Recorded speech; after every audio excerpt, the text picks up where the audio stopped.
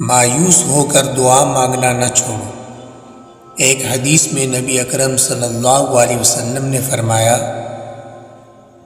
بندہ کی دعا اس وقت تک قبول ہوتی رہتی ہے جب تک وہ کسی گناہ یا قطع رحمی کی دعا نہ کرے اور جلد بازی نہ کرے۔ صحابہ کرام رضوان اللہ اجمعین نے عرض کیا، جلد بازی کا کیا مطلب ہے؟ تو نبی کریم صلی اللہ علیہ وسلم نے ارشاد فرمایا، مطلب یہ ہے کہ یوں خیال کر بیٹھے کہ میں اتنے عرصہ سے دعا مانگ رہا ہوں، اب تک قبول نہیں ہوئی، یہاں تک کہ مایوس ہو کر دعا چھوڑ دیں۔